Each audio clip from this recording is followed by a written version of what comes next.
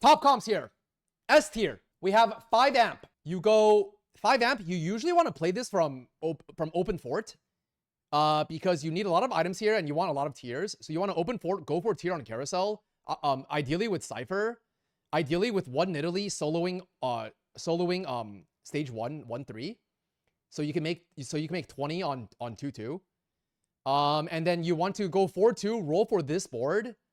If you hit Samira, it's a guaranteed top 4. If you don't hit Samira, you can still have a chance to top 4, but it's like really hard. But the chances of you hitting Samira with a lot of gold is actually pretty likely. Your level 9 board is always Zac Viego, and then you want to cap out with Zac. Items, you want to go blue buff Shojin, Nashor on Annie. You can also go Shojin, Nashor, AP, AD items on Samira, tank items on Nico, transfer to Zac. Easy. Okay? S tier. Another S tier comp, 7 Anima Squad. This comp's really good, but it's an Aurora check. You play this when you have like a AD opener, but you don't have a lot of items. If you don't have a lot of items, you want to play this over Vanguard Marksman because Vanguard Marksman wants a lot of items. This comp caps very high with Aurora because they buffed Aurora. So this comes very good. S tier. Dynamo Flex. Most flexible comp in the game because you can flex whatever frontline you can flex whatever frontline and slam whatever backline items. Because at least doesn't have BIS. You can go like Shiv, Rabadon, JG, Guardbreaker, Gunblade, Blue Buff, Shojin, Adaptive, Nashor, whatever. Just slam for tempo on level 8. You want to roll for any frontline. 4 Bastion, 4 Bruiser, like 2 Bruiser, 2 Vanguard with Syndicate. And you want to go fast 9 to cap around Zac Kabuko.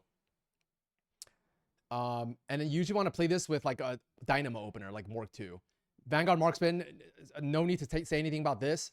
Morg Bastion reroll, still very good. You play with like a lot of Poppies and Morgs. Bastion +1 is very good still. Same way to play it. Very good.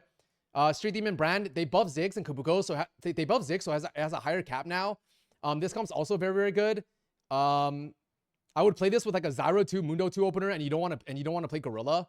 Then you play this.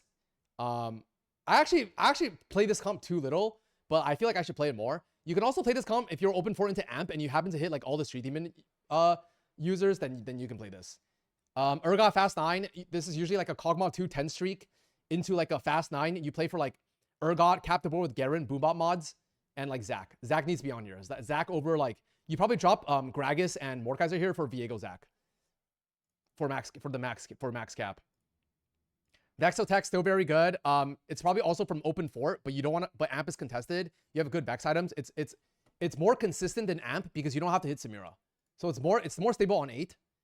But yeah, you play this if you're also open fort because you also need blue buff and a lot of tiers. You can also play this from like tempo, but like I don't know how you're gonna get blue buff Gunblade, whatever. Also, this should not be GS. This should be Guardbreaker, so I need to update this. Gorilla, Zyra, a lot of Bundos, a lot of Zyras, a lot of Alistars, a lot of Seraphines, and a lot of items. Then you play Gorilla. Or like a 1-cost reroll augment.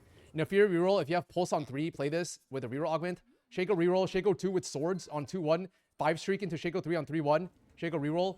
Veigar reroll, Mana Zane check probably, or like Cyber Boss augment. Zeri MF, this one you have an AD opener, but like Vanguard Marksman is 2 contested and you have Pulse or Flux on 3 or 5, then you can play Zeri MF.